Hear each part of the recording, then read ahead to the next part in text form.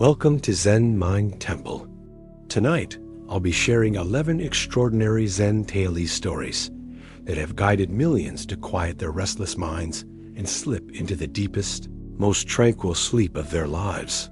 Each narrative holds a hidden wisdom, a key that unlocks your mind's innate capacity to release stress and let go of worry. What sets this apart from typical sleep meditations? These teachings work even if you've never meditated a day in your life. They work even if your thoughts race nonstop, even if you've tried every other method and felt stuck. As the Buddha once said, peace comes from within. Do not seek it without. In the hours ahead, adjust your pillow. Let your body sink heavy into the bed. Breathe deep with me now, and as you exhale, know this is the first step of a journey that's been waiting for you since time began. Let's start with the first story. The night has spread over the window lattice like a thin sheet of rice paper, gently covering the hustle and bustle of the day. At this moment, you may be lying in soft bedding, listening to the occasional evening wind passing by outside the window or the faint chirping of insects in the distance. No matter what you have experienced today, those trivial troubles and unfinished matters can be put aside for now. It's like gently closing the pages spread out on the table, allowing your heart to calm down along with it, and listening to a story about tea and wisdom. A long time ago, there was a Zen master named Nanin in Japan.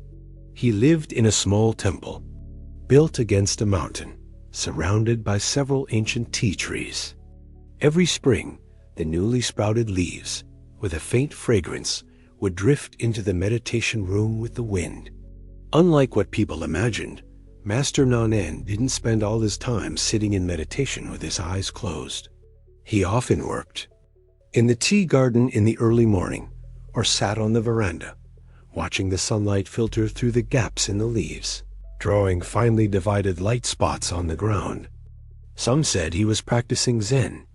Others said he was just enjoying the peace of the moment, but he himself never explained these speculations. One day, a learned scholar heard of Master Nanin's reputation and made a special trip from far away to visit him. This scholar had read many books, and his mind was filled with all kinds of knowledge and principles. He heard that Zen could bring people deeper wisdom, so he wanted to ask the master for advice. He wore neat long gowns and walked into the temple with a somewhat proud look. When he saw Master Nanin, before the master could speak, he talked endlessly about his understanding of Buddhism, from the annotations of scriptures to the theories of various schools. Speaking eloquently, Master Nanin just listened quietly with a gentle smile on his face. When the scholar had almost finished, he stood up and said, "Benefactor, you must be tired from the long journey. Let's have a cup of tea first." The scholar was a little surprised, but didn't refuse. He thought it was just the master's way of receiving guests, and after drinking the tea, they could start a formal discussion. The master turned and walked into the meditation room, taking out an elegant teacup and a teapot. He first poured tea into the teacup. The tea slowly filled up, overflowed along the edge of the cup, flowed onto the table, and dripped onto the tatami, leaving dark circles. The scholar watched this scene, couldn't help frowning, and finally couldn't help but say, "Master, the cup is already full. Adding more tea won't fit. It's all spilling out." Master Nanin stopped the teapot in his hand, looked up at the scholar, his eyes with a hint of meaning, and said slowly, "You see, this cup is like your heart. It's already filled with all kinds of knowledge and opinions, just like this full cup of tea, which can no longer hold new things. If you want to hear something from me, you have to empty your cup first." When the scholar heard this, the pride on his face faded instantly, replaced by a look of sudden realization. He stood there, looking at the tea flowing on the table, as if he saw his own inherent thoughts and prejudices in the past. They were like thick dust, covering the original clarity of the heart. Yes, he had always judged everything with his existing knowledge, always wanting to prove that he was right, but never thought that true learning requires first putting down what he already has to make room for new wisdom. On this night, we might as well think about our own hearts, whether they are also like that full teacup. During the day, we may brood over a word from others, feel upset because a small thing doesn't go as expected, or pile up past regrets and future worries in our hearts, making our hearts heavy. These emotions and thoughts, like the tea in the cup, when full, not only can't hold new beauty, but also overflow because they are too full, disturbing our peace. Master Nanin's tea poured out a simple but profound truth. Only by letting go can we accept. Letting go here doesn't mean denying the past or giving up pursuit, but like cleaning a room, moving away those unnecessary clutter to let the sun shine in. Just like now, you can try to take a few deep breaths. When inhaling, imagine fresh air flowing in from your nose, down your throat, and reaching the position of your heart. When exhaling, imagine those heavy and messy things in your heart, slowly being exhaled with the breath and dissipating into the night. The scholar later stayed in the temple and studied with Master Nanin. He no longer in a hurry to expressing his own opinions as before, but learned to listen and observe. He found that when his heart became clear, a small flower by the roadside, a cloud in the sky, or even the sound of raindrops falling on the eaves could make him feel an unprecedented peace and wisdom. He finally understood that true wisdom is not in books or others' words, but in our own hearts that can let go of obsessions and remain clear. You may say that you understand the reason, but it's really hard to let go. Yes, letting go is indeed not easy, just like release a clenched fist, which requires a little courage and a little practice. But it's okay. We can start with small things. For example, when you lie in bed and your mind is still replaying what happened today, try to say to yourself, "These are all in the past, and tomorrow will be a new day." When you start to worry about tomorrow's work or study, try to tell yourself, "At this moment, I am safe, and I just need to rest well." Just like when Master Nanin poured tea, we don't need to empty everything at once, which is too difficult. We can do it little by little, like slowly pouring out the tea in the cup. Every time we pour out a little new space will appear. And every such attempt is nourishing our hearts, making them softer and broader. The night is getting deeper, and the wind outside the window seems to have become softer. You can imagine yourself sitting in Master Nanin's meditation room with an empty cup in front of you. The master is pouring a cup of warm tea for you. The tea is clear, emitting a faint fragrance. This time, the cup is not full, leaving just the right amount of space. You pick up the teacup and take a gentle sip. The warmth of the tea flows from the tip of your tongue to your heart. Those tense nerves gradually relax, and those messy thoughts, like being soaked in tea, become gentle and peaceful. Now, let's focus back on our own breathing. There's no need to control it deliberately. Just breathe naturally. Feel the chest rise and fall slightly with the breath, like ripples on the lake, slowly spreading out and then slowly coming back.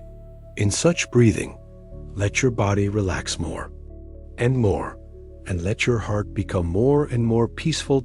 Master Nanin's story continues, as long as the night. But at this moment, we don't need to rush to know what happens next, because the most important thing is already in our hearts. The truth about the empty cup, like a seed, is quietly planted in our hearts on this quiet night. Maybe one day, when we need it, it will germinate and bloom, bringing us unexpected strength. Relax your shoulders, relax your arms, and let your hands rest naturally on both sides of your body. Relax your legs, making them heavy and comfortable. Feel the support of the mattress for your body, like the earth gently holding us. At this moment, there's nothing you need to do. Nothing you need to think about. You just need to be here, with yourself, enjoying this rare peace. Let your breathing become deeper and slower. Every inhalation is like drawing energy from the universe. Every exhalation is like releasing the fatigue and unease in your body. Your eyelids are getting heavier, and your consciousness is gradually becoming blurred. As if immersed in a warm water, gently wrap dock before falling asleep. Think again about the empty cup. It's not the loneliness of being empty, but a space full of infinite possibilities. Just like our hearts, when they become clear, they can accommodate the beauty of the whole world. The moon has risen a little higher now, casting a silvery glow through the branches, as if weaving a thin veil over the world outside your window. The night air carries a faint scent of jasmine, soft and lingering, like a gentle reminder that some things are best savored in their quiet, unassuming state. Let your breath fall into a slow, steady rhythm. Inhale for a count of 4, hold for 2, exhale for 6, and as you do, let's wander into another story, one that unfolds in a monastery garden where a single flower once taught a profound lesson. Beizhang Huaihai was a monk known for his quiet wisdom, a man who found enlightenment not in grand speeches, but in the everyday acts of tending to the monastery. His days were filled with simple tasks, mending robes, carrying water from the well, pruning the garden that surrounded the meditation hall. The disciples often watched him work, noting how his hands moved with purpose, yet without hurry, as if each action were a form of prayer. They would ask him questions about the nature of perfection, about what it meant to reach the highest state of spiritual awakening, and he would smile and say, "Look to the flowers." One spring morning, a young disciple approached Beizhang as he knelt beside a peony bush. The bush was covered in buds, some swollen and ready to burst, others still tight and green. At the very center of the bush, one bud stood out. It was larger than the rest, its petals just beginning to unfurl, revealing a hint of pink within. "Master," the disciple said, his voice eager, "this bud will soon be perfect. When it opens fully, it will be the most beautiful flower in the garden. Isn't that what we strive for? To be fully bloomed without any flaw?" Beizhang gently brushed a speck of dirt from the bud with his thumb, his touch as light as a butterfly's wing. "What happens to the flower after it blooms fully?" he asked, his voice soft as the rustle of leaves. The disciple paused. "Well, it fades eventually. It wilts and falls away. And yet you call that perfection?" Beizhang smiled, gesturing to the other buds on the bush. "Look at these. They are not yet open, but they hold so much possibility. They reach toward the sun, drinking in the rain, growing slowly each day. There is a kind of beauty in that, in the becoming. When the flower opens completely, it has nowhere left to go. Its perfection is fleeting, like a candle flame that burns brightest just before it goes out." The disciple frowned, confusion creasing his brow. "But surely we should aim for completeness? For reaching our full potential? Potential is not something to be exhausted," Beizhang said, standing slowly and brushing off his robes. "It is something to be cherished. Think of a cup filled to the brim any movement, and it spills. But a cup that is 3/4 full can hold more. It can adapt, it can receive. So it is with life. To leave a little space, to not cling to being fully bloomed, is to allow room for growth, for change, for grace."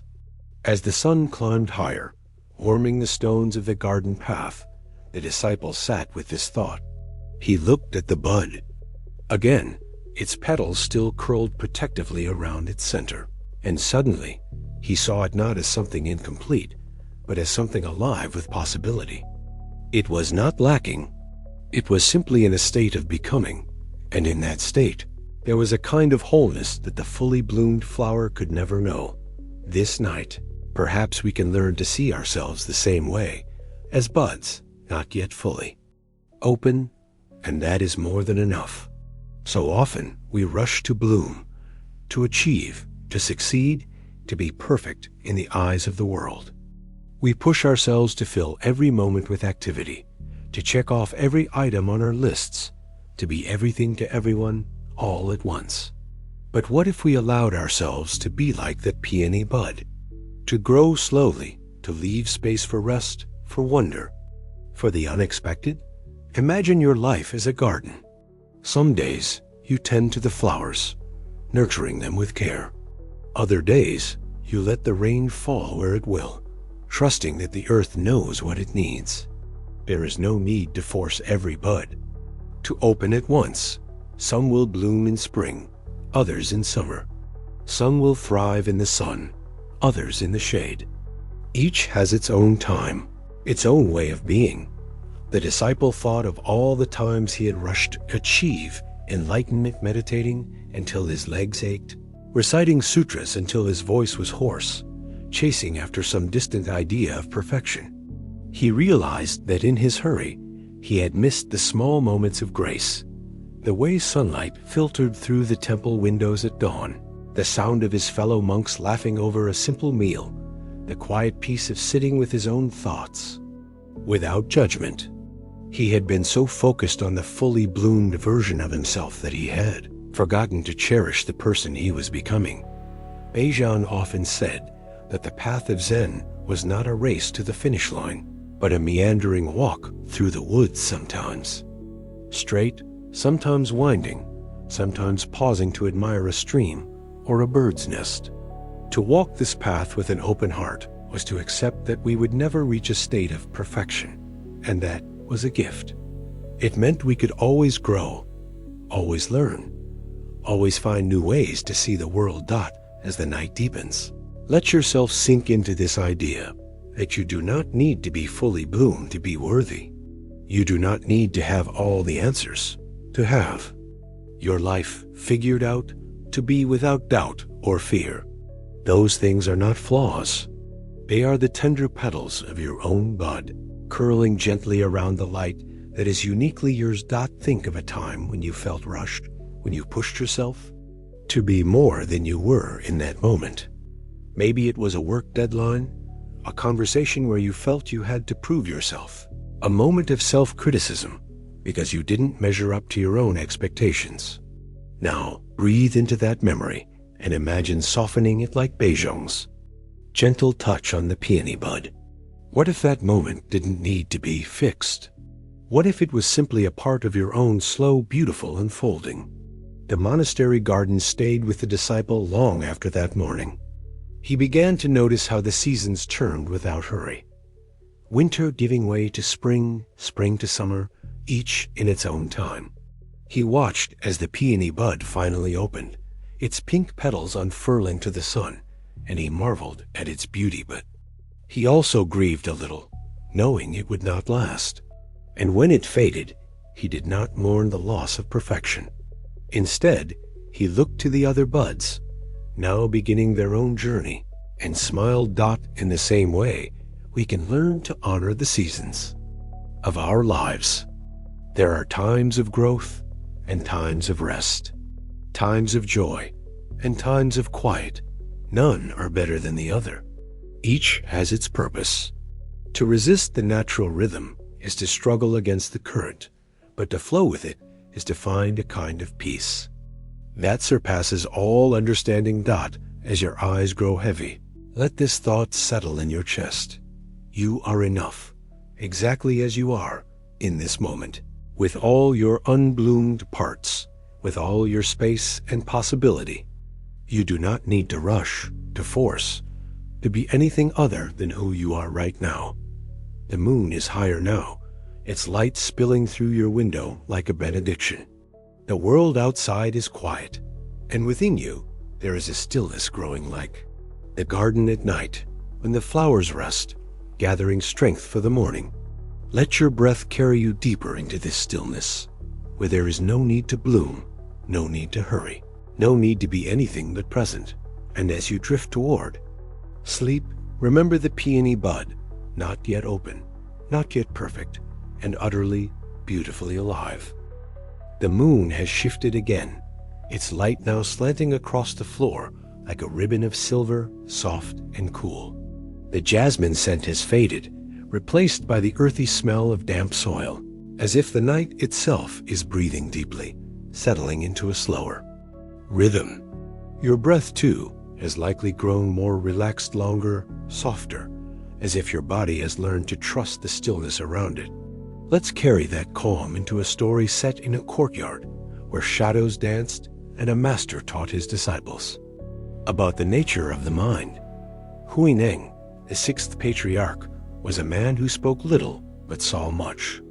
He lived in a humble temple in the south, a place where the walls were weathered by rain and the courtyard was shaded by tall bamboo.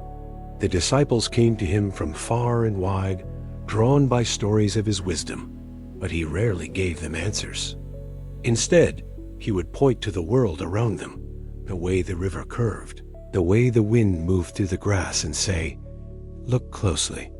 The truth is here, if you know how to see." One evening, as the sun dipped below the mountains, painting the sky in hues of amber and violet, two disciples were sweeping the courtyard. The bamboo outside the wall swayed in the breeze, their long leaves brushing against each other, and their shadows stretched across the stone tiles, moving back and forth as if dancing to an unheard melody. The first disciple stopped sweeping, watching the shadows with a furrowed brow. "The bamboo shadows are sweeping the steps," he said to the other, "but the steps remain clean. It's as if they sweep without disturbing anything." The second disciple nodded, leaning on his broom. "It's strange, isn't it? The shadows move, but the steps don't. They're like two separate things, existing side by side." Huineng, who had been sitting quietly under the eaves, listening to their conversation, slowly stood up. His robes rustled softly as he walked over to them, his bare feet making no sound on the stones. "What do you think causes the shadows to move?" he asked, his voice like the murmur of a stream. "The wind," the first disciple said quickly. "The wind moves the bamboo, and the bamboo moves the shadows." Huineng nodded, then turned to the second disciple. "And why do the steps not move?" "Because they are stone," the second disciple replied. "Stone is heavy and solid. It cannot be moved by wind or shadows." Huineng smiled, his eyes crinkling at the corners. "You are both half right," he said. "The wind moves the bamboo, and the bamboo moves the shadows. That is true. But the steps do not remain still because they are stone. They remain still because they are not disturbed by movement." He paused, gesturing to the shadows that now stretched longer in the fading light. "The mind is like these steps. The world around us is like the bamboo and the wind, constantly moving, changing, creating shadows that dance across our thoughts. But the mind itself, in its true nature, is as still as the stone steps. It is only when we cling to the shadows, when we mistake their movement for our own, that we become disturbed." The disciples looked at each other, confusion giving way to curiosity. "But Master," the first disciple said, "when I feel angry or sad, it is my mind that feels those things. Are those not part of the mind itself?" "Anger and sadness are like the shadows," Huineng said, sitting down again on the edge of the steps. "They come and go, shaped by the winds of circumstance. The mind is the stone beneath them. It does not create the shadows, nor is it destroyed by them. It simply is calm, unchanging, awake." He reached out and touched a stone step, his fingers brushing the cool surface. "When the sun sets, the shadows disappear. When the wind stops, the bamboo is still, but the steps remain just as they are. So it is with the mind. When the emotions fade, when the thoughts quiet, what remains is the pure, undisturbed essence of who you are." That night, as the disciples lay in their beds, they thought about the bamboo shadows. One imagined himself as the steps, solid and unshakable, watching the shadows come and go without being moved. The other thought of the wind, how it had no fixed form, how it simply moved as it was meant to, without attachment. Both realized that they had been living as if they were the shadows tossed about by every breeze, believing that they're fleeting. Thoughts and feelings defined them. But Huineng's words had shown them another way, to rest in the stillness beneath the movement, to recognize that the mind is not the storm, but the sky that holds the storm.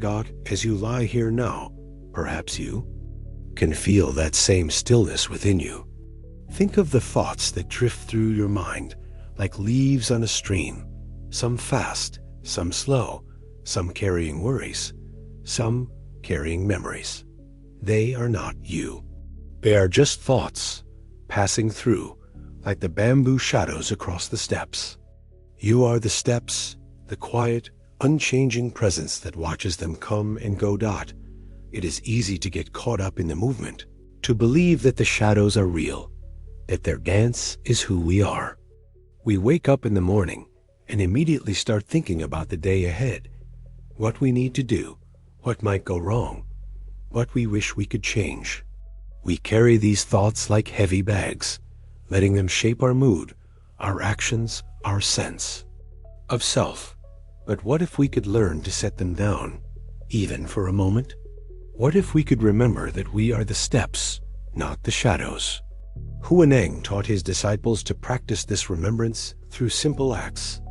When they chopped wood, they focused on the feel of the axe in their hands, the sound of the wood splitting, the smell of fresh pine. No thoughts of the past or future, just the act itself. When they drank tea, they tasted each sip, felt the warmth of the cup against their palms, listened to the steam hissing softly, fully present, fully awake. In doing so, they learned to rest in the stillness of the mind, to see the shadows for what they were, fleeting, insubstantial, beautiful, in their impermanence. You might try this now, even as you lie in bed. Notice the sensation of your sheets against your skin, the coolness of the fabric, the way it wraps gently around your body. Listen to the sounds in the room, your breath, the faint hum of a distant appliance, the soft rustle of your own movements. These are the bamboo shadows of the present moment, simple, unremarkable, and yet full of life. You don't need to analyze them, or change them, or make them better. You just need to notice them. And in noticing, remember that you are the one doing the noticing, the still, quiet presence beneath it all. The disciples often returned to the courtyard, especially during windy nights, to watch the bamboo shadows. They would sit on the steps, side by side with Huineng, and say nothing. There was no need for words. In the movement of the shadows and the stillness of the steps, they saw the entire universe, the dance of change and the peace of permanence, existing together, not as opposites, but as two sides of the same coin. One winter, a storm swept through the valley, bending the bamboo almost to the ground, tearing some of the leaves from their stems. The next morning, the courtyard was littered with debris, and the bamboo looked battered and worn. The first disciple, seeing this, felt a pang of sadness. "The bamboo is broken," he said to Huineng. "The shadows will never be the same." Huineng looked at him and smiled. "The bamboo is not broken," he said. "It is bent. By summer, it will stand tall again, and new leaves will grow. The shadows will change, yes, but change is not loss. It is simply the way of things. The steps are still here, are they not? And so is the mind, beneath the changing thoughts. That is the lesson, isn't it? Change is inevitable. The bamboo will sway, the shadows will dance, the thoughts will come and go. But the stillness within you that is always there, waiting to be remembered. It is not something we need to create, or earn, or find. It is already ours, as natural as the stone steps, as constant as the sky. As the night grows deeper, and your eyes grow heavier, let yourself sink into that stillness. Let the thoughts drift by like clouds. Let the feelings rise and fall like the tide. You do not need to hold on to them or push them away. Just watch them as you would watch the bamboo shadows with a heart that is open and calm. The moon is now high in the sky, its light streaming through the bamboo, casting thin, delicate shadows across the courtyard, shadows that move and shift and fade while the steps remain quiet and unyielding. You are those steps. You are the stillness, the presence, the awake and aware part of yourself that has been here all along. Rest in that truth now. Let it wrap around you like a warm blanket, soft and reassuring. And as you drift towards sleep, remember, the shadows may dance, but you are the steps, and the steps are always home. The night has settled into a deep, velvety quiet, the kind that makes you feel as if you're wrapped in a cocoon of darkness, safe and separate from the world. The moon's light is softer now, filtered through a thin layer of clouds that drift slowly across the sky, like breath on a window pane. Your body, too, may feel heavier, more grounded, as if each muscle has let go of the day's tension, one by one. Let this feeling of weightlessness carry you into a story of a monk, a pile of bricks, and a lesson that would change the way he saw the path of practice. Mazu Daoyi was a teacher with a knack for appending expectations. He did not sit in a high chair and lecture his disciples. Instead, he wandered the monastery grounds, sometimes working in the fields, sometimes mending tools, and often saying things that seemed to make no sense at all. But those who listened closely knew that his words and his actions were like arrows aimed straight at the heart of their confusion. One morning, a young monk named Huiguo came to Mazu, his face set with determination.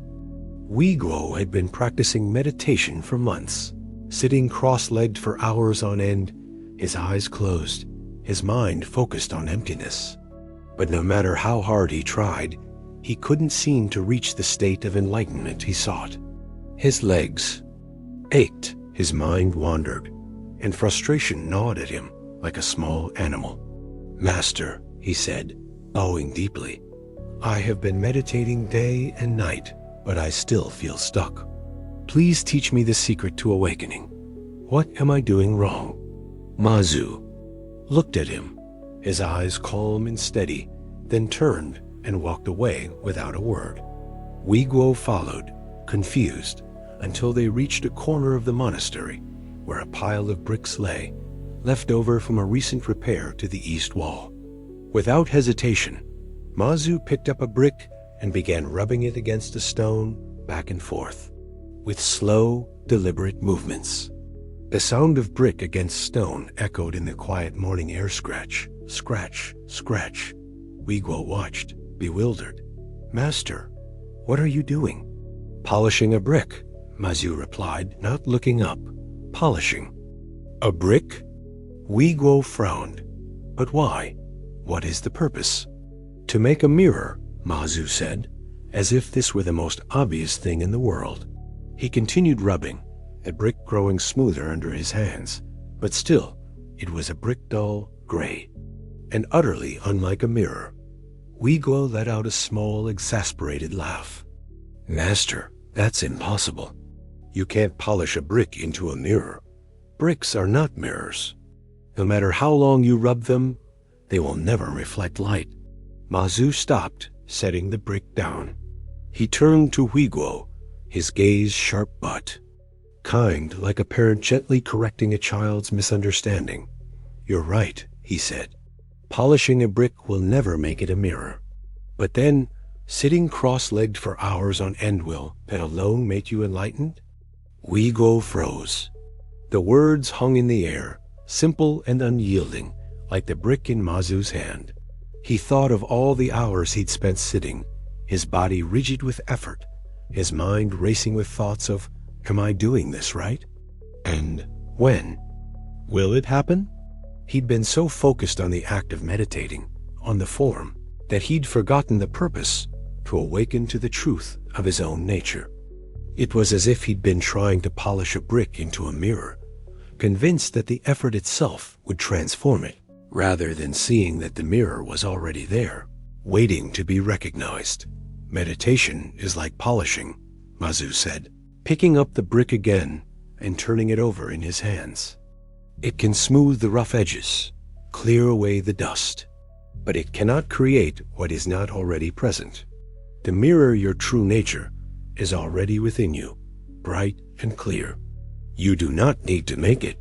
You need to stop covering it up with your ideas of what enlightenment should look like, with your frustration, with your endless striving. He set the brick down and placed a hand on Wiguo's shoulder. You want to awaken? Then stop trying to become enlightened. Just see clearly what is already here. Wiguo bowed his head, tears stinging his eyes.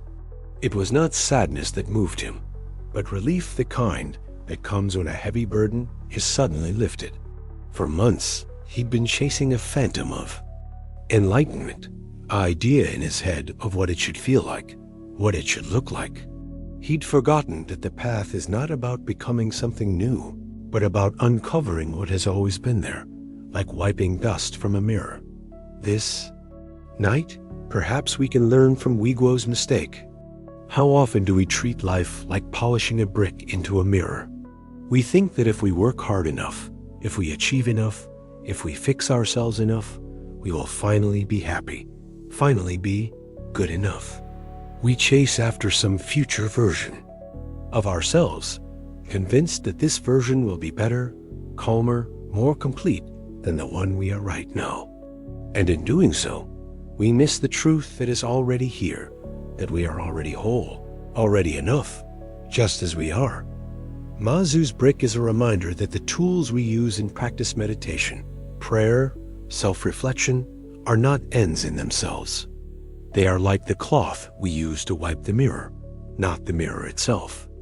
We can spend hours polishing, but if we don't understand what we're polishing for, we'll end up with a very smooth brick and a still unseen mirror. Wiguo changed his approach after that day.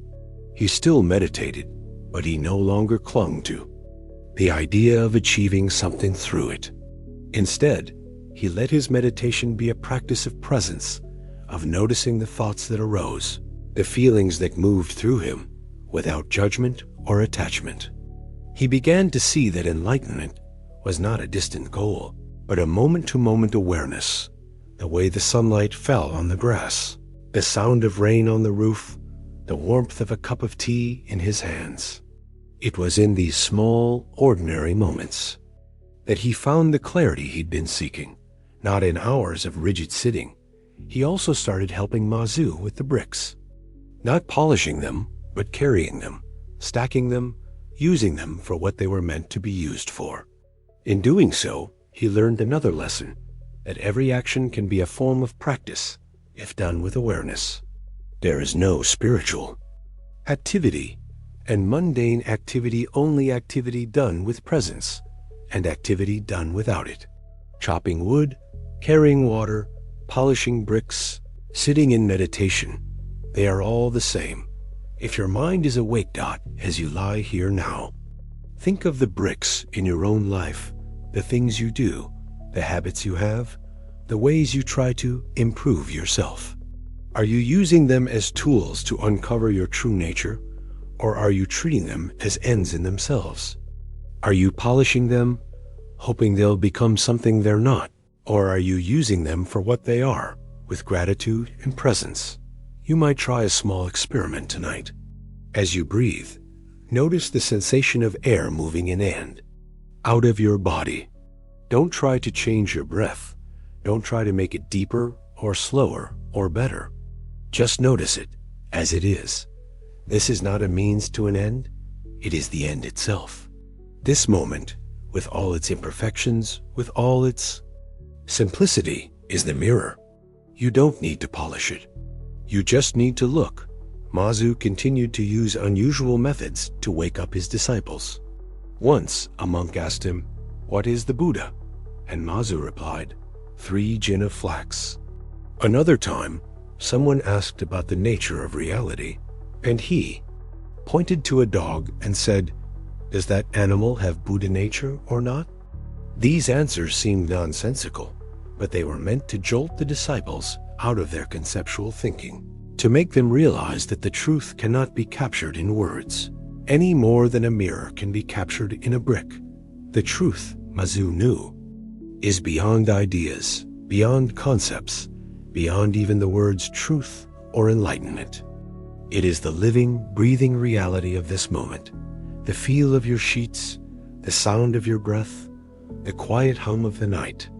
It is what is left when you stop trying to polish, stop trying to become, stop trying to understand, and simply. B. Wiguo went on to become a respected teacher himself, and he often told the story of the brick to his own disciples. Do not mistake the finger pointing at the moon for the moon itself, he would say, echoing Mazu's wisdom. The path is not the destination. The practice is not the awakening. They point the way, but you must step off the path to reach where you are already standing. The night is very deep now, the world outside your window, wrapped in a silence that feels almost sacred. Your breath is slow, your body heavy with the sweet weight of approaching sleep. Let yourself sink deeper into this moment, into the awareness that you are here, now, without needing to be anywhere else, without needing to be anyone else. You are not a brick to be polished. You are the mirror, already bright, already clear. The dust of thoughts and worries may cloud you from time to time, but that is only dust. Wipe it away with a moment of awareness, and the mirror shines again. Not rest in that truth. Let it carry you into sleep, or even the mirror dissolves, and there is only the quiet, boundless presence of being. The darkness outside has deepened into something almost tangible, like ink that has settled into the fibers of paper, rich and quiet. The moon has dipped below the treetops now, leaving the sky to the stars' faint pinpricks of light that seem to pulse in time with your breath. Your body, if you let it, has likely surrendered to the softness of the mattress, each limb heavy and loose, as if the very bones have melted into a state of ease. Let this ease carry you into a story of tea, of presence, and of a master who, taught through 3 simple words, Zhao Zhou Kongshen, often called simply Zhao Zhou, was an elder monk when he became abbot of Guanyan Temple. His hair was white as snow, his face lined with the map of a long life, but his eyes were bright and clear, like a child's, seeing the world with fresh wonder. He was known for his love of tea, not the fancy ceremonial kind, but the simple, earthy brew made from leaves picked in the monastery garden and steeped in hot water from the well. To Zhao Zhou, making tea was not a ritual, but a way of being present, of focusing on the warmth of the kettle, the scent of the leaves, the sound of water pouring into the cup. One morning, a monk who had just arrived at the monastery approached. Zhu Zi. He had traveled for weeks, hearing stories of the master's wisdom, and he was eager to prove his worth. Master, he said, bowing low, I have come seeking enlightenment. Please teach me the essence of Zen. Zhao Zhou looked at him for a long moment, then smiled. Have some tea, he said. The monk blinked, confused. He had expected a lecture, a riddle, a profound statement, not an invitation to tea. But master, he said, I am serious. I wish to understand the nature of reality, the path to awakening. Zhao Zhou nodded, as if he had heard exactly what the monk was saying. Have some tea, he repeated, and gestured to a wooden table where a kettle was simmering over a small fire. Reluctantly, the monk sat down. Zhao Zhou poured him a cup of tea, pale green, with a scent like spring grass, and pushed it across the table. The monk picked it up, his mind still racing with questions, and took a sip. It was hot, slightly bitter, with a hint of sweetness at the back of the tongue. But he was so focused on what he thought he should be learning that he barely tasted. Later that day, another monk approached Zhao Zhou. This one had been at the monastery for years, studying sutras and practicing meditation diligently. He, too, wanted to know the heart of Zen. Master, he said, I have studied the teachings for a long time, but I still feel I am missing something. What is the key to true understanding? Zhao Zhou looked up from the tea leaves he was sorting, his fingers moving gently through the dry, crinkled bits. "Have some tea," he said. The second monk was puzzled. He had expected something more profound. "But master," he said, "I have meditated for hours today. I have contemplated the nature of emptiness. Is tea really the answer?" Zhao Zhou poured him a cup, the same pale green liquid, the same earthy scent. "Have some tea," he said again, and the monk, though skeptical, drank. He thought about the tea as he drank it, analyzing its flavor, its temperature, what it might symbolize instead of simply drinking it. That evening, a third monk came to Zhao Zhou. This monk was neither new nor a long-term resident. He had arrived a few months earlier, and he spent his days working in the garden, saying little, doing his tasks with quiet focus. He didn't ask a question. He simply sat down across from Zhao Zhou, who was sitting on the porch, watching the sunset. Zhao Zhou looked at him, then at the kettle beside him. He poured a cup of tea and passed it over. "Have some tea," he said. The third monk took the cup with both hands, felt its warmth against his palms, breathed in the scent, then took a slow, deliberate sip. He smiled, savoring the taste, then another sip and another until the cup was empty. He bowed to Zhao Zhou, said, "Thank you," and went back to his quarters. Zhu Zei's disciple, who had watched all three interactions, was confused. "Master," he said, "you told all three monks to have tea, but they were in different stages of practice. The new monk seeks answers, the long-term monk seeks understanding, and the third seeks nothing. Why the same response?" Zhao Zhou looked at the disciple, his eyes twinkling. "The tea is the same," he said. "The cup is the same. The act of drinking is the same. What differs is the mind of the drinker." The first monk drank with a mind full of expectations, so he could not taste the tea. The second drank with a mind full of analysis, so he could not taste the tea. The third drank with an empty mind, a present mind, so he did taste the tea. And in tasting the tea, truly tasting it, he tasted Zen. The disciple thought about this. "So Zen is in the tea?" he asked. Zhao Zhou shook his head. "Zen is not in the tea. Zen is in the tasting, in the full, unclouded presence to what is happening right now. It is in the warmth of the cup, the scent of the leaves, the way the liquid touches the tongue. It is in the very act of being alive, in this moment, without thinking about past or future, without trying to understand or explain. The tea is just a doorway, a reminder that the sacred is in the ordinary, that enlightenment is not a distant goal, but a way of seeing, a way of being. This night, as you lie here, perhaps you can be like the third monk, not seeking anything, not analyzing anything, just being present to what is." The tea in Zhao Zhou's story is not really about tea. It is about the act of being with whatever is in front of you, whether it is a cup of tea, a breath, a sound in the night, or the feeling of your body resting on the bed. So often, we live in our heads thinking about what we need to do, what we should have done, what might happen next, instead of living in our bodies, in the present moment. We drink tea without tasting it, walk without feeling our feet on the ground, breathe without noticing the air in our lungs. We miss the life that is happening right now because we are too busy living in a story about life. Zhao Zhou's "have some tea" is a call to wake up, to stop living in the story and start living in the reality. It is a reminder that the most profound truths are not found in books or lectures or grand experiences, but in the simple, ordinary moments that make up our days. The trick is to meet those moments with an open mind, a present heart, and a willingness to just be with them, without judgment or expectation. The new monk eventually learned this. He stopped asking so many questions and started doing his tasks with more focus, sweeping the courtyard and noticing the way the broom moved through the dirt, chopping wood, and listening to the sound of the axe hitting the log, drinking tea and tasting it. Slowly, his mind began to quiet, and he realized that the answers he sought were not in words, but in the silence between them. The long-term monk also learned.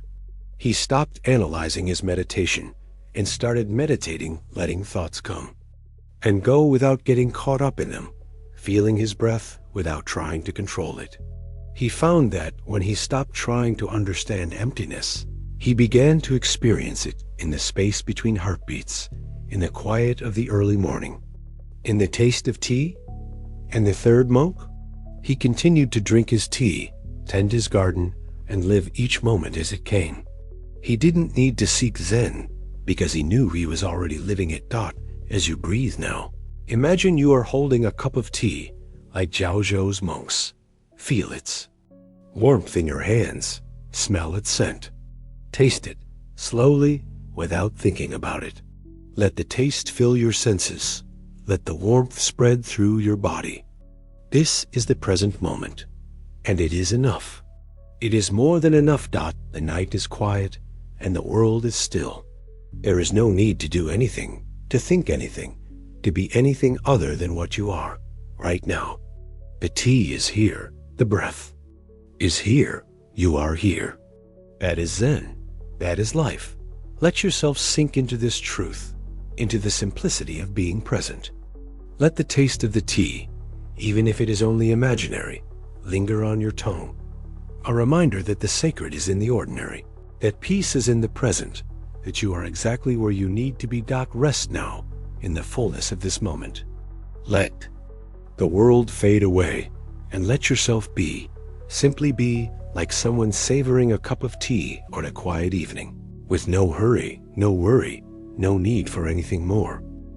The stars have shifted slightly in the sky, as if rearranging themselves into a softer pattern, one that feels more like a lullaby than a map.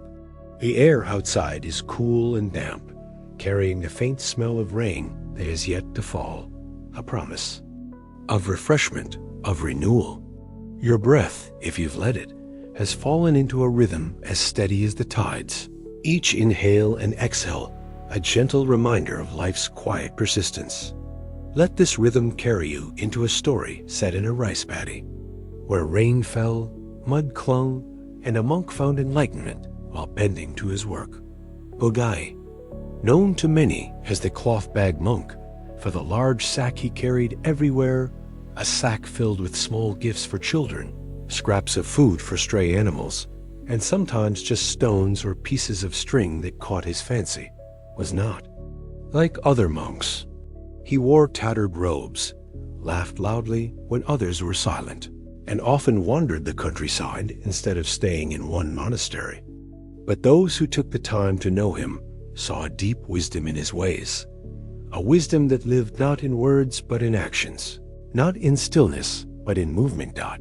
It was a gray spring morning when Buddhist arrived at a small village on the outskirts of a valley. The farmers were gathered in the square, looking up at the sky with worried faces. Dark clouds hung low, heavy with rain, and the rice seedlings they had prepared needed to be planted soon if they were to grow in time for the harvest. "If the rain comes before we finish planting," one farmer said, "the seedlings will be washed away. We'll go hungry this winter." Buddhist listened, then slung his cloth bag over his shoulder and smiled. "I'll help," he said. The farmers looked at him, skeptical. He was an old man, his back slightly hunched, his hands calloused, but not from farm work. "You don't know how to plant rice," one said. Buddhist laughed. "I know how to bend," he said, "and I know how to hold a seedling. That's enough, isn't it?" And so he joined them in the paddy. The soil was thick and muddy, squelching between their toes as they walked. The other farmers worked quickly, their backs straight as they dropped seedlings into the water, their eyes on the sky, urging the rain to hold off. But Buddhist moved slowly. He bent low, almost touching the water with his forehead, and carefully placed each seedling in the mud, patting it gently with his hand, as if tucking a child into bed. He hummed as he worked, a tune no one recognized, and when a farmer asked him why he was moving so slowly, he said, "The earth is soft today. It deserves to be treated gently." Then the rain came. At first, it was just a few drops, plinking, into the water of the paddy.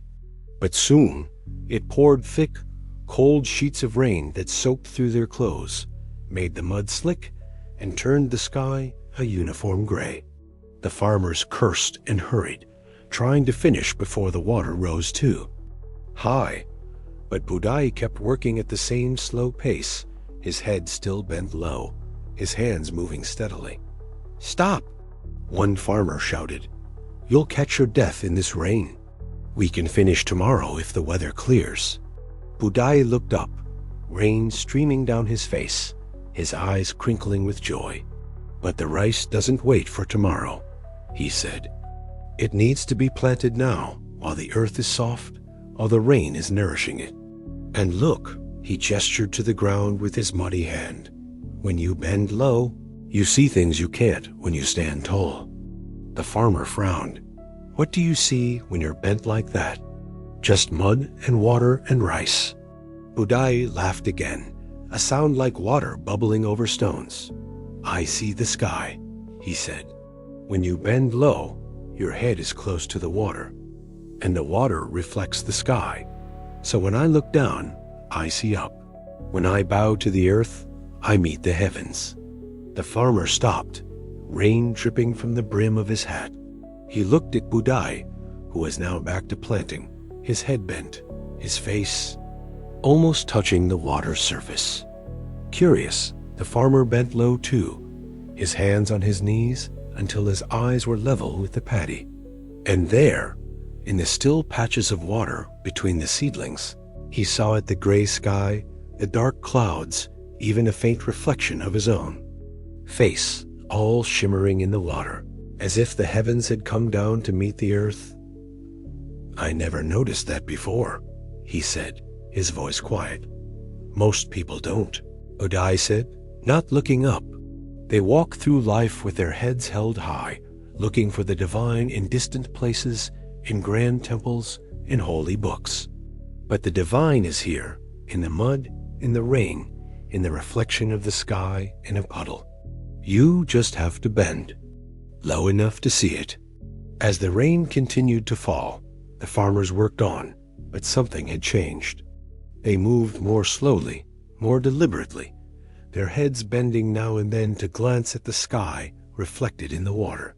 They noticed the way the rain made ripples in the paddy, the way the seedlings trembled slightly as they were placed in the mud, the way the air smelled of wet earth and new life. They were no longer just planting rice.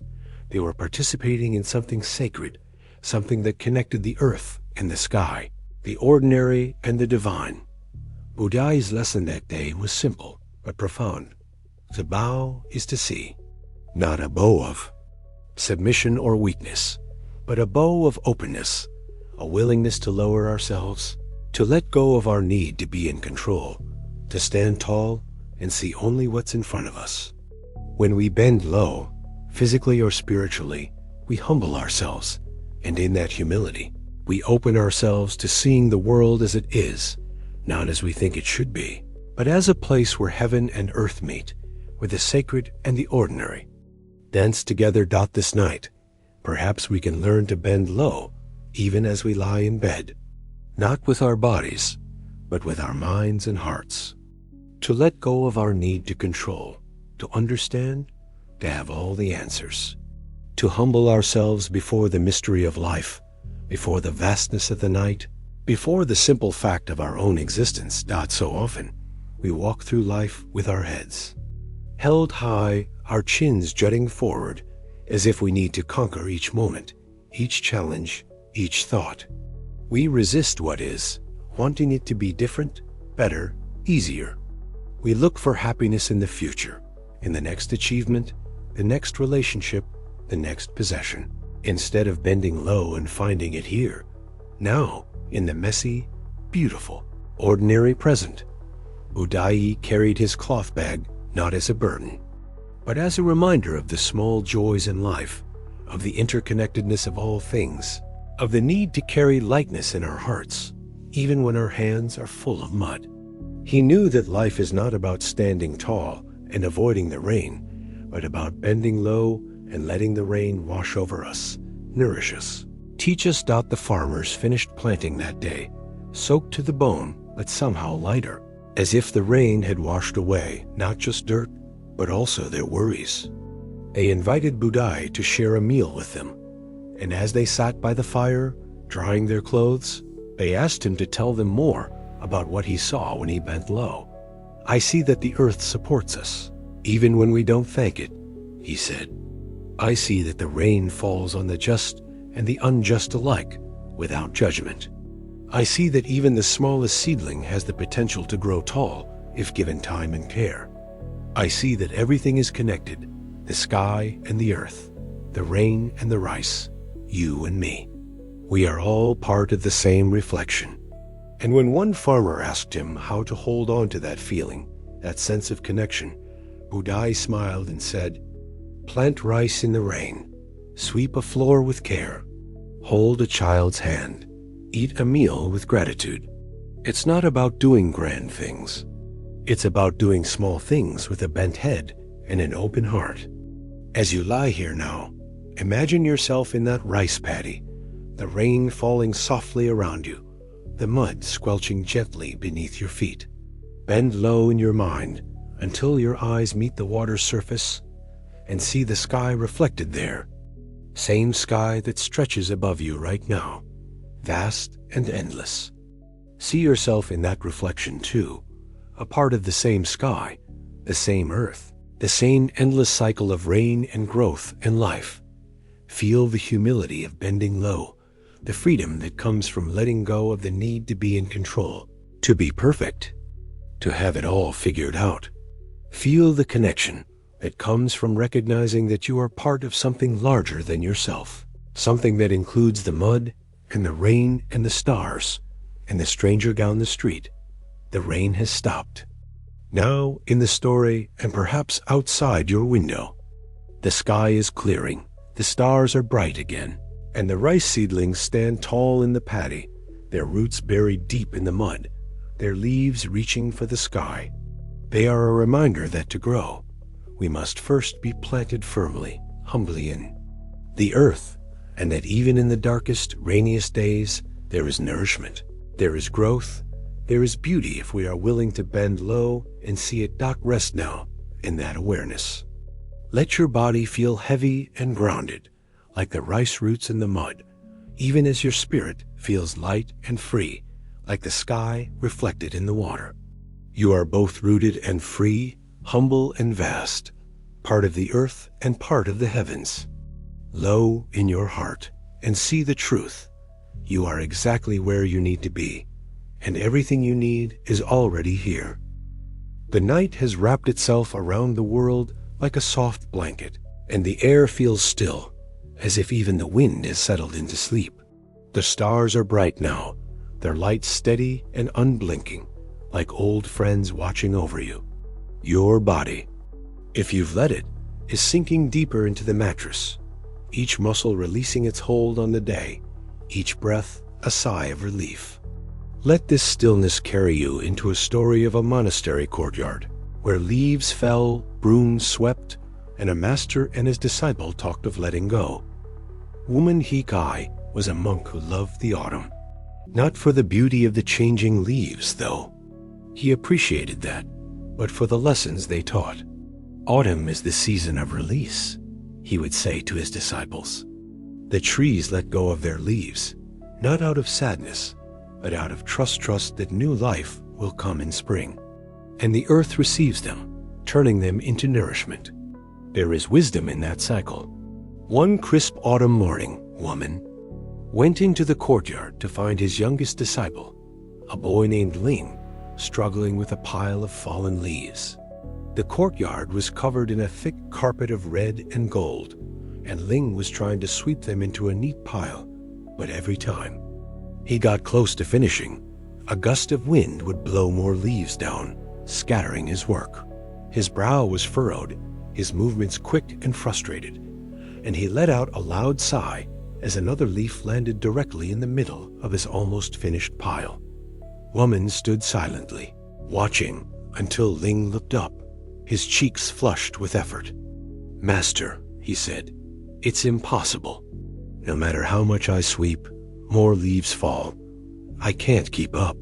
Woman nodded and bent down and picked up a leaf, twirling it between his fingers. "Why do you want to keep them from falling?" he asked. "Because the courtyard should be clean," Ling said, as if this were obvious. "It's my job to keep it tidy." "Ah," Woman said, "so your job is to fight against the natural order of things? To keep the leaves from doing what leaves do?" He tossed the leaf into the air, and it fluttered down to land on the pile. "The trees are letting go, Ling. They are teaching us about surrender. And here you are, trying to pick up what they are letting fall. Is that not a contradiction?" Ling frowned. "But if I don't sweep, the courtyard will be a mess. What kind of monk can't even keep his monastery clean?"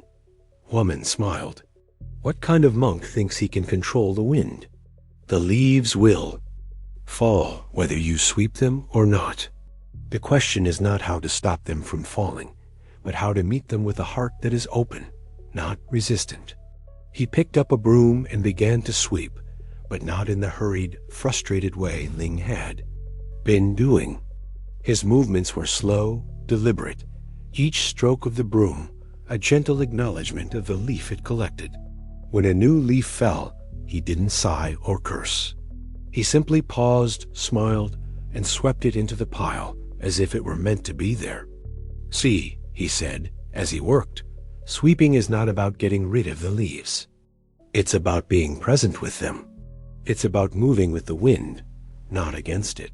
When you resist what is, when you get angry because more leaves fall, you are adding suffering to the task. But when you accept it, when you say yes to the leaves, to the wind, to the mesances of it all, then sweeping becomes a meditation, not a battle." Ling watched, his frustration easing as he observed Woman's calm movements. "But then the courtyard will never be perfectly clean," he said quietly. "Perfectly clean," Woman repeated, chuckling. "When has nature ever been perfectly clean? The river is not perfectly clean. It carries dirt and stones and fish. The forest floor is not perfectly clean. It is covered in fallen leaves and twigs and moss, but it is alive. It is in the mesances, in the letting go and the receiving, that life happens." He stopped sweeping and looked at Ling. "What if your job is not to make the courtyard clean, but to make peace with the fact that it is always becoming clean and then becoming messy again? What if the point is not the end result, but the act of sweeping itself with awareness, with patience, with acceptance?" Ling thought about this as he took the broom from Woman and began to sweep again. But this time, his movements were slower. He noticed the way the leaves crunched under the broom, the way the sunlight caught the edges of the red ones, making them look like they were on fire. When a gust of wind blew more leaves down, he didn't tense up. He simply waited for the wind to pass, then swept them up, his heart lighter than before. He realized that Woman was right. The leaves were not the enemy. His own resistance was.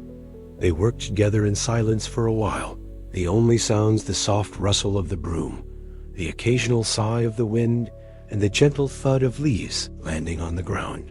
When they had a large pile, Woman took a match and lit it, and they watched as the leaves burned, sending up a thin column of smoke that curled into the sky. "Even in burning," Woman said, "they are teaching us. They give up their form, become ash, and return to the earth to nourish the trees that will grow new leaves next spring. It is not an end, Ling. It is a cycle." Ling nodded, watching the smoke rise. "So letting go is not the same as losing," he said. "Exactly," Woman said. "The trees let go of their leaves, but they do not lose themselves. They rest. They conserve energy. They trust that spring will come. And the leaves let go of the branches, but they become part of something new. Letting go is an act of faith, not that things will stay the same, but that they will change, and that change is not to be feared. This night, perhaps we can learn from Ling and the leaves. How often do we fight against the leaves in our own lives? The small frustrations, the unexpected changes, the things that don't go according to plan? We get angry when traffic is bad, when a task takes longer than we thought, when someone says something that hurts our feelings. We try to sweep them away, to make them disappear, to keep our lives clean and orderly, and in doing so, we miss the wisdom of the cycle, the lesson that letting go is as natural as falling, and that resistance only adds weight to our hearts. Woman's courtyard is a metaphor for life itself, constantly changing, constantly in flux, with new leaves falling every moment. Our job is not to keep it tidy, but to meet each leaf with presence, with acceptance, with a heart that knows how to let go as easily as it knows how to pick up. Ling carried this lesson with him long after that autumn. He learned to approach all his tasks with the same calm, accepting attitude he had learned while sweeping leaves. When he was chopping wood and the axe got stuck, he didn't curse. He paused, breathed, and tried again, more gently. When he was cooking and burned the rice, he didn't get angry. He smiled, said, "This too is part of the path," and started over. He found that life became lighter when he stopped fighting against it, when he learned to move with the wind instead of against it. And every autumn, when the leaves began to fall, he would go to the courtyard with a broom, not to clean up, but to dance with the wind, to say thank you to the trees for their lesson, to the leaves for their willingness to let go, and to the wind for reminding him that some things are beyond his control, and that is okay. As you lie here now, think of the leaves in your own life, the thoughts, the feelings, the worries that keep falling into your mind. Maybe it's a conversation you regret, a task you didn't finish, a fear about tomorrow. Instead of trying to sweep them away, to push them down, to make them disappear, try meeting them as woman did, as guests, not enemies. Acknowledge them. Say, "I see you," and then let them be, without resistance. You might even try a small practice. As you breathe in, imagine breathing in a leaf, a worry, a thought, a feeling. Hold it gently as woman held the leaf. Then, as you breathe out, imagine letting it go, watching it float away on the breeze, trusting that it is part of a larger cycle, that it does not need to be controlled or fixed. The leaves will keep falling in the courtyard and in your mind.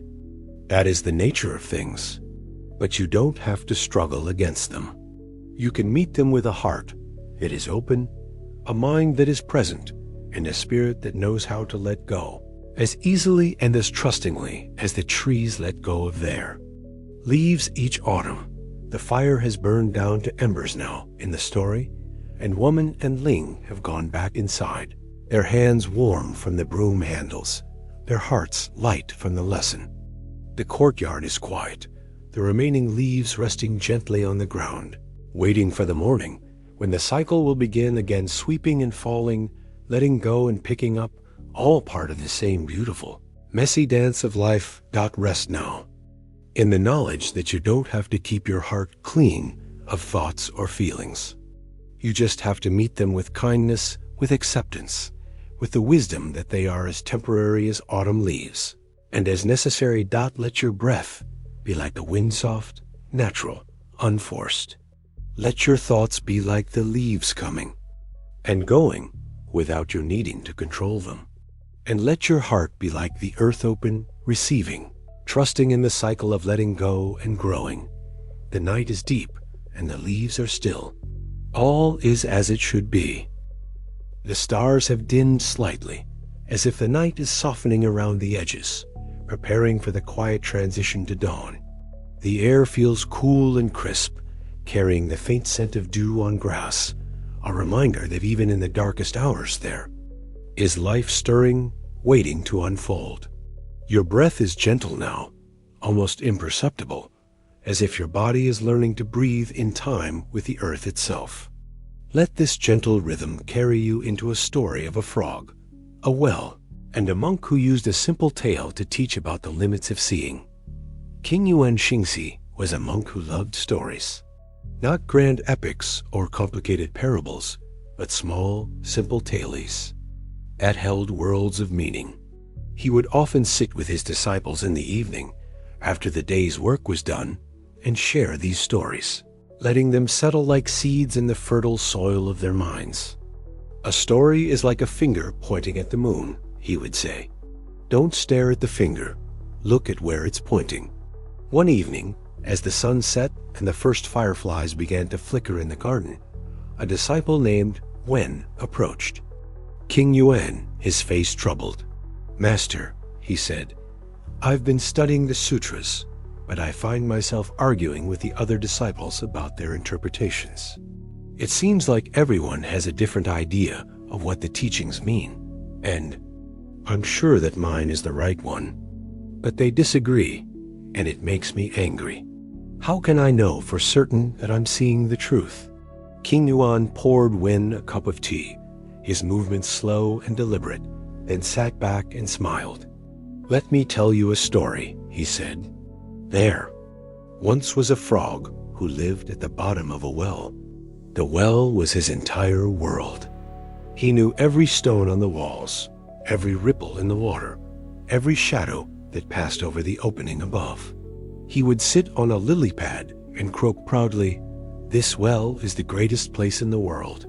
There is nothing beyond its walls that can compare to its beauty, its safety, its perfection.'" Wen smiled. "That sounds foolish. A well is small compared to the world." "Ah," King Yuan said, "but the frog didn't know that. To him, the well was everything. He had never seen the ocean, never felt the wind on a mountaintop, never watched a river flow to the sea. His understanding of the world was limited by the walls of the well, and he didn't even realize that walls existed. One day, a turtle crawled up to the well.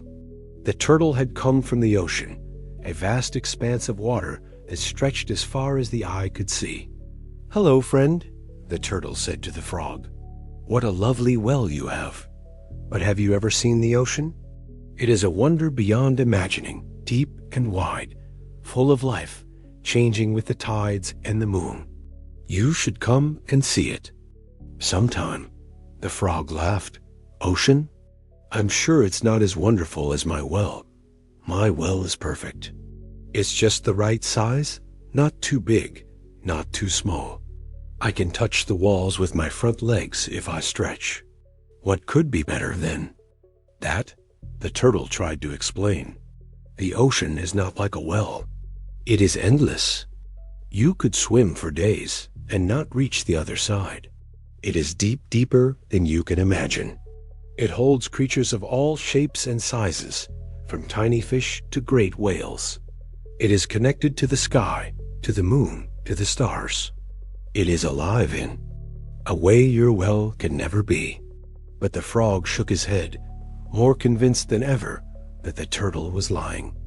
"You're just making things up," he said. "Nothing can be bigger than my well. You're jealous because you don't have such a perfect home." And with that, he dove to the bottom of the well, leaving the turtle to shake its head and crawl away. King Yuan paused, looking at Wen. "What do you think of the frog, Wen?" "He was ignorant," Wen said.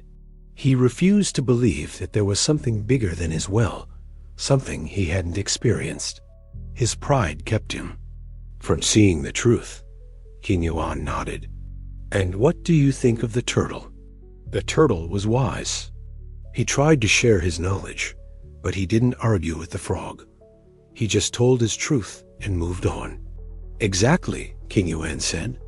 "Now, tell me, who is the frog in this story, and who is the well?" Wen's eyes widened. I think the frog is me, and the well is my own ideas, my own interpretations of the teachings. I've been so sure that my way of seeing is the only way that I've refused to listen to others, to consider that there might be something bigger, something beyond my current understanding. King Yuan smiled. Well said. We are all frogs. In wells, when each of us trapped by our own experiences, our own beliefs, our own fears, the well is not a bad thing. It is simply the limit of what we have seen so far. The danger comes when we mistake the well for the entire world, when we refuse to acknowledge that there might be oceans beyond our walls. He took a sip of tea, then continued. The other disciples are not your enemies. They are like other frogs in other wells, each seeing a different part of the world, each with their own truth. Their truth is not better than yours, nor is yours better than theirs. It is simply different, shaped by their own wells. To argue about who is right is like two frogs in separate wells arguing about who has the better view. They can't see that both wells are small compared to the ocean. Wen thought about this, his mind racing. He thought of all the arguments he'd had, all the times he dismissed others' ideas without really listening. He'd been so busy defending his own well that he'd never stopped to wonder what the ocean might look like. How do we climb out of the well? He asked, his voice soft. King Yuan laughed. You don't climb out. You just realize that the well has walls, and that those walls are not the end of the world. You keep your well because it is your home, your starting point. But you also keep your eyes and your heart open to the possibility of oceans. You listen to the turtles who have seen more than you. You read the words of those who have traveled farther. You let your well expand, slowly, gently, until it becomes a river, then a lake, then part of the vast, endless ocean. He leaned forward, his eyes warm. This is the work of a lifetime, Wen. It is not about abandoning your beliefs, but about not being trapped by them. It is about knowing that your truth is a truth, not the truth. It is about humility, the willingness to say, I might be wrong, or I haven't seen that yet, or teach me more. In the days that followed, Wen began to practice this humility. He stopped arguing with the other disciples and started listening. He asked questions instead of making statements.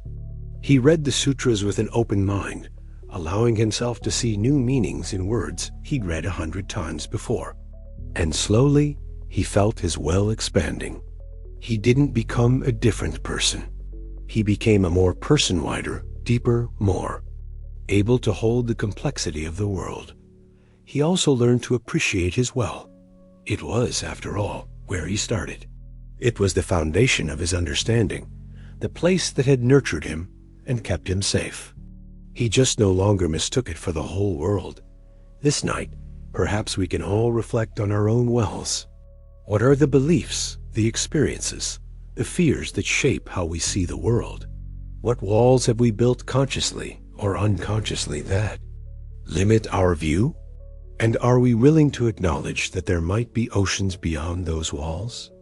It's easy to be like the frog in the well. The world inside the well is familiar, safe, predictable. It requires no effort, no courage, no humility. But it is also small, and it grows smaller over time until we are cramped and lonely. Convinced that no one else can possibly understand us, to open ourselves to the ocean is to risk uncertainty, to risk being wrong, to risk the discomfort of growth.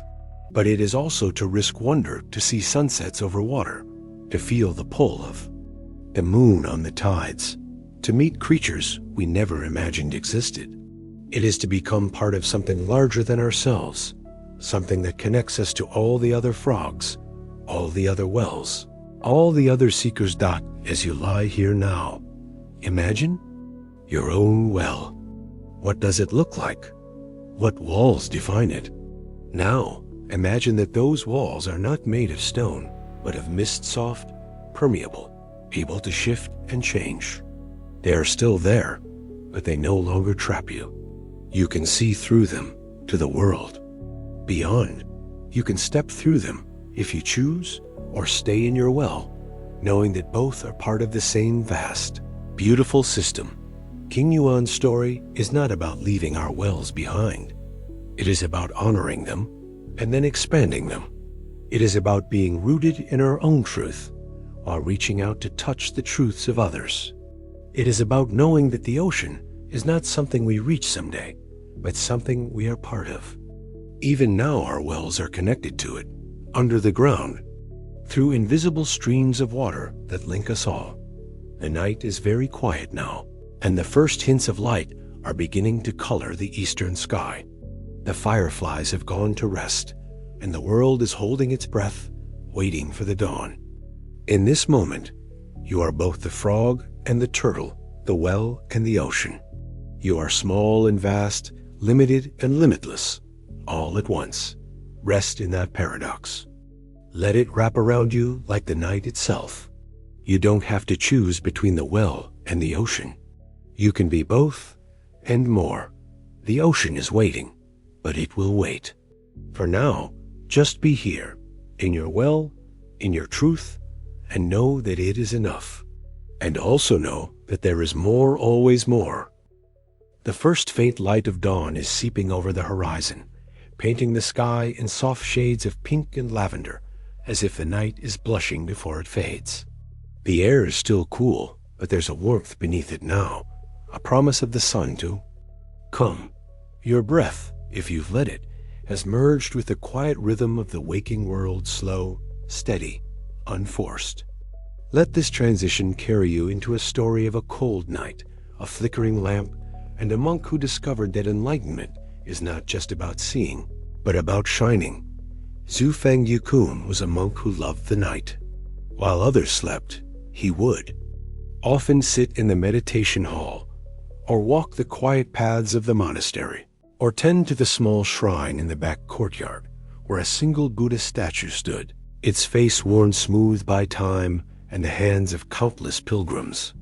He found that the darkness had a way of stripping away distractions, leaving only what was essential: the beat of his heart, the whisper of the wind, the quiet longing for understanding. It was a particularly cold winter night when Zufeng rapped his robes tightly around himself and made his way to the shrine. Snow had fallen earlier, covering the ground in a thick, white blanket that muffled all sound, making the world feel as if it were holding its breath.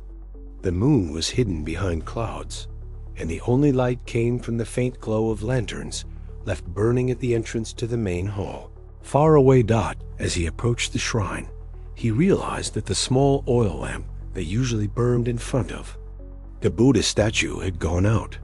The statue stood in darkness, its features indistinct, as if it too were asleep. Zufeng sighed.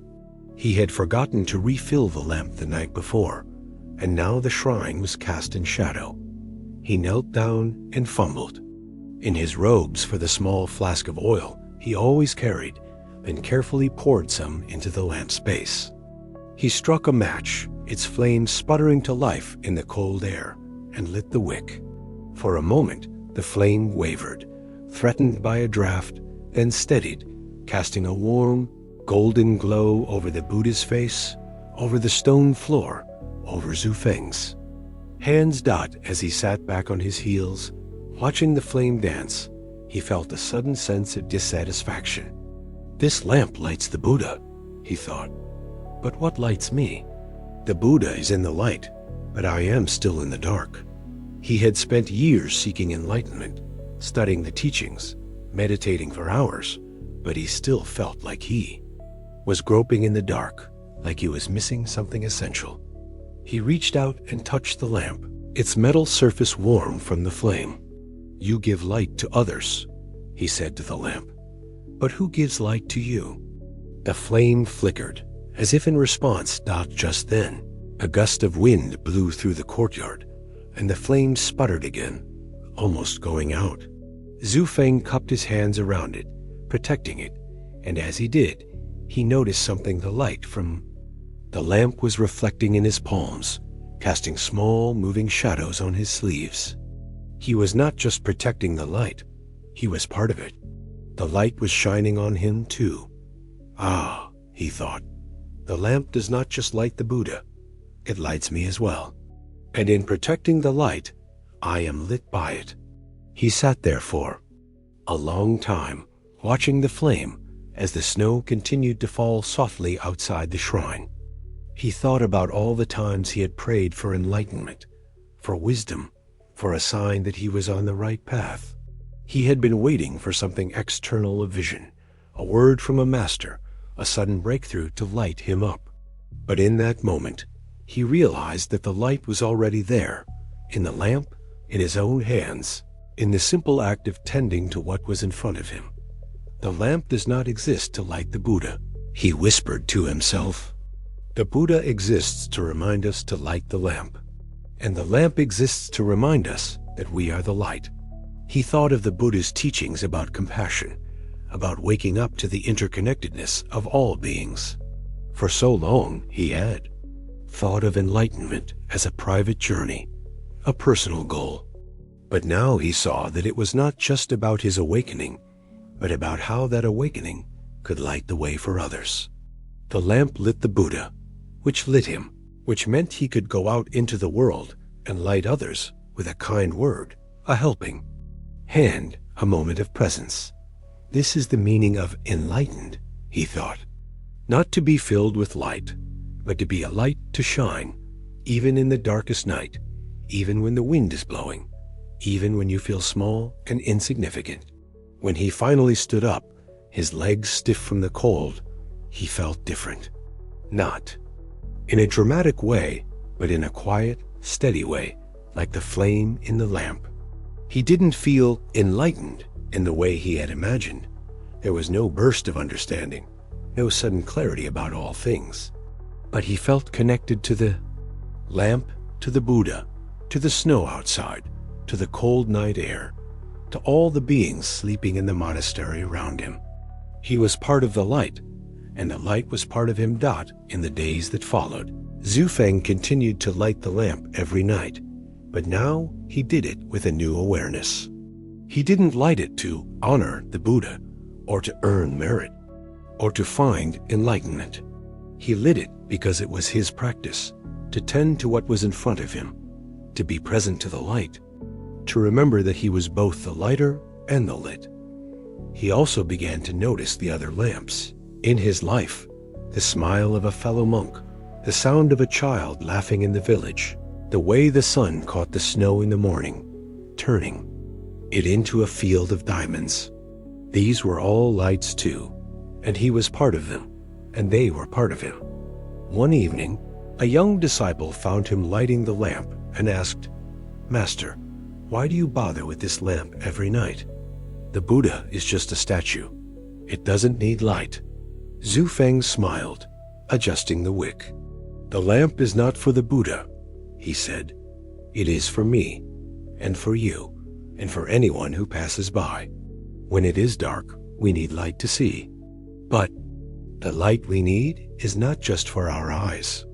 It is for our hearts. It is a reminder that even in the darkest times, we can choose to shine, to be kind, to be present, to be awake." He handed the disciple a small candle. "Light this," he said. The disciple did, and as the candle flared to life, Zufeng said, "Now you are a light too. Not because the candle is bright, but because you are holding it.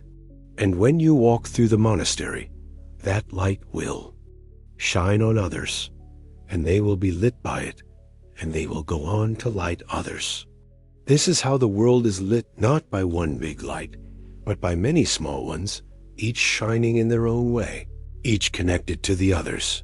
The disciple looked at the candle in his hand, then at the lamp in front of the Buddha, then at Zufeng's face, which was lit by both. "So enlightenment is not about being a big light?" he asked. Zufeng laughed. "Enlightenment is about being any light, even a small one.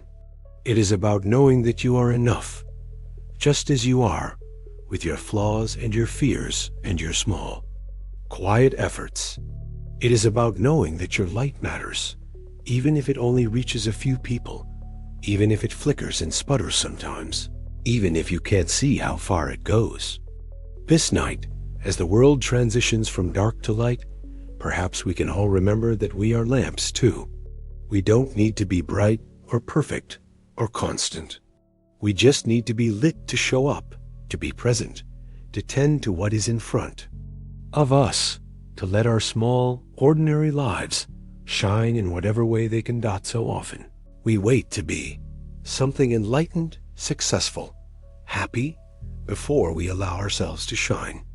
We think we need to be bigger, better, more accomplished before our light matters.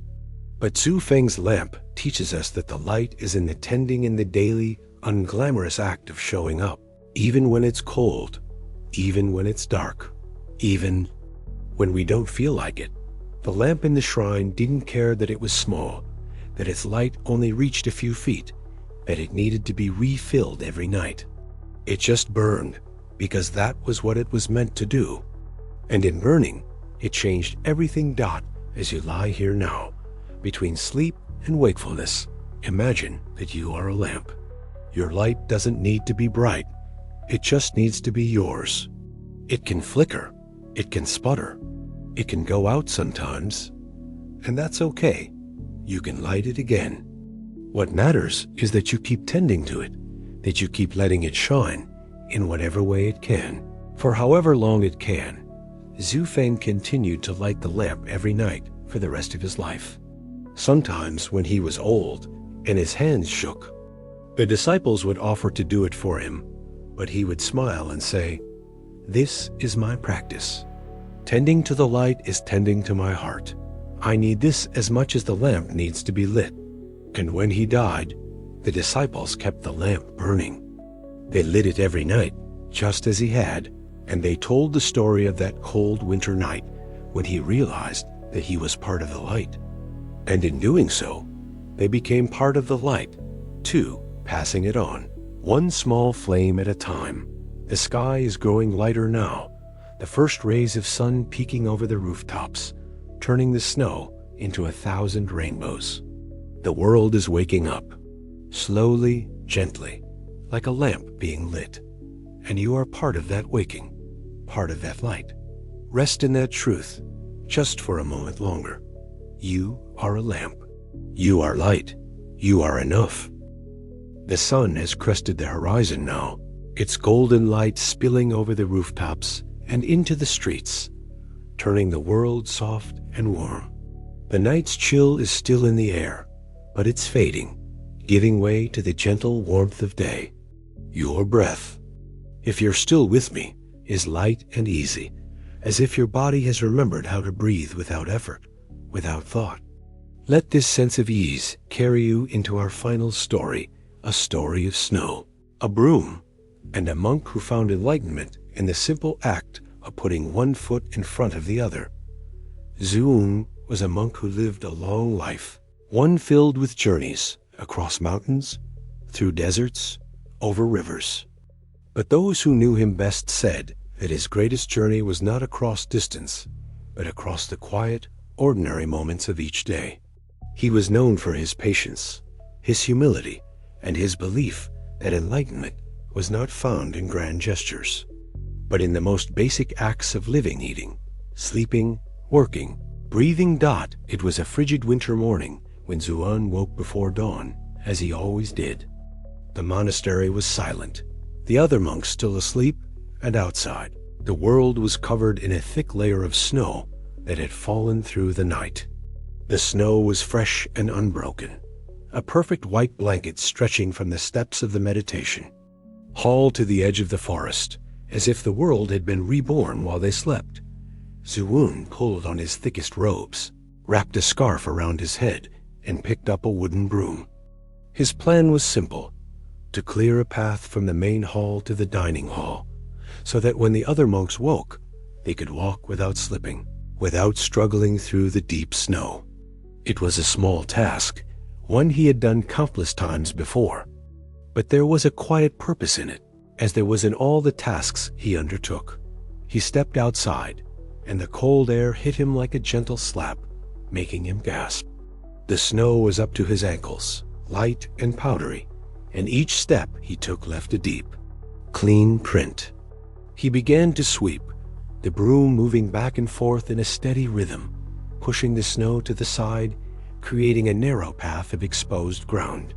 The only sounds were the soft swish of the broom, the crunch of snow under his feet, and the occasional creak of a branch as it shifted under the weight of the snow dot. As he swept, his mind began to wander, as minds do. He thought about the day ahead, the morning chant, the meal, the work in the garden, though the garden was buried under snow now. He thought about his past, about the long years he had spent studying, traveling, seeking. He thought about the future, about how much time he had left, about whether he had done enough, learned enough, helped enough.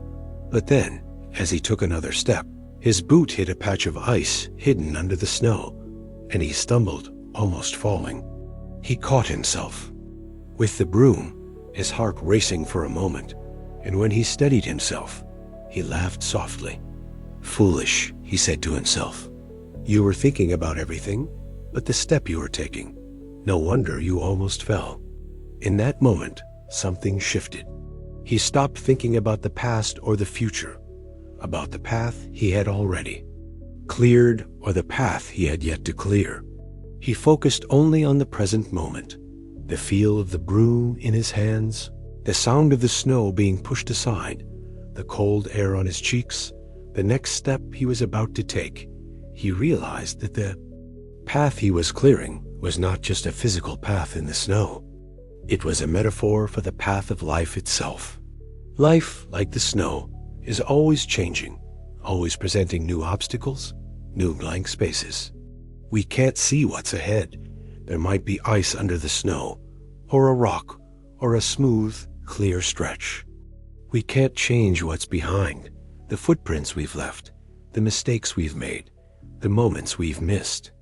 All we can do is sweep the next step, take the next breath, be present for the next moment. Zuan smiled as he swept, a quiet, contented smile. For so long, he had thought of enlightenment as a destination, a place he would reach someday, if he worked hard enough, meditated long enough, suffered enough. But now he saw that it was not a destination at all.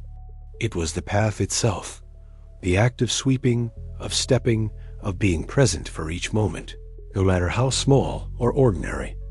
This is the way, he thought, not to rush toward some distant goal, but to walk each step with care, with attention, with gratitude. The path is not something to get through so we can reach the end. The path is the end. Each step is the whole journey. He continued to sweep, but now his movements were even slower, more deliberate. He noticed how the snow sparkled in the first faint light of dawn, like millions of tiny diamonds. He noticed how the broom's bristles caught the snow, creating small puffs of white that floated in the air before settling again. He noticed how his breath came out in small clouds, visible for a moment, before dissolving into the cold air. When the other monks began to wake, they looked out the window and saw Zuan sweeping, his small figure moving slowly along the path, which now stretched almost to the dining hall. They watched as he stopped every few steps, as if savoring the moment, as if the act of sweeping was the most important thing in the world. One young monk, curious, pulled on his robes and went outside. "Master Zuan," he said, "let me help you. You've been out here a long time, and the path is almost done." Zuan shook his head, but his smile was kind. "The path is never done," he said. "Even when I reach the dining hall, the snow will keep falling, or the wind will blow, and I'll have to sweep again. That's the way of things. But that's not a burden. It's a gift. It gives me a chance to walk the path again, to practice being present again." He handed the broom to the young monk. "But if you'd like to walk with me for a while, I would welcome the company."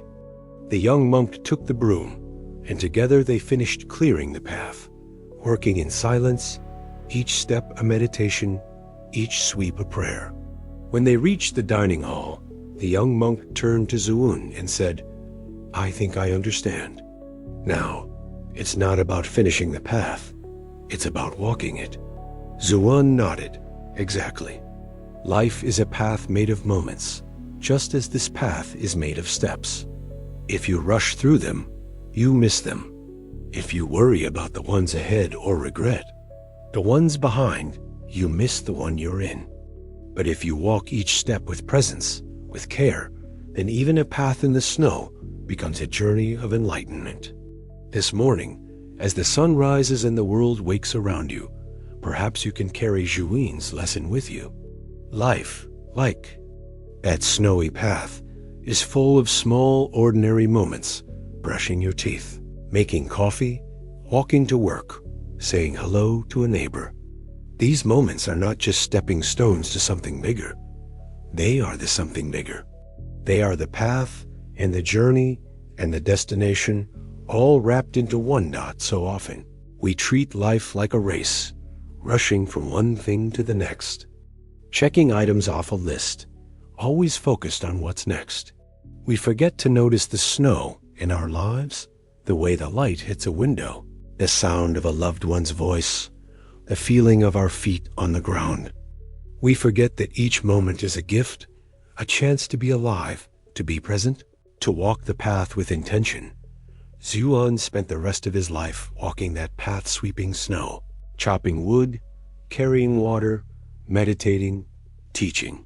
He never sought grand moments of enlightenment, but he found enlightenment in grand moments because he had learned to find it in small ones. He knew that the way to live a meaningful life was not to do great things, but to do small things with great love, great attention, great presence. As you move through your day, remember the snow, the broom, the path. Remember that each step is sacred. Each moment is a chance to wake up. You don't need to reach some distant goal to be happy, to be fulfilled, to be enlightened. You just need to be here, now in this moment, walking your path, one step at a time. The sun is fully up now, warming the snow, turning it into droplets that glisten like tears before they fall. The path Zuun and the young monk cleared is already beginning to melt, to disappear, but that's okay. It served its purpose to remind them and us that the path is not in the snow or the broom or the destination. It's in the walking, and so too is your path. It's in the breathing, the seeing, the being. It's in this moment, and the next, and the one after that. Walk it well.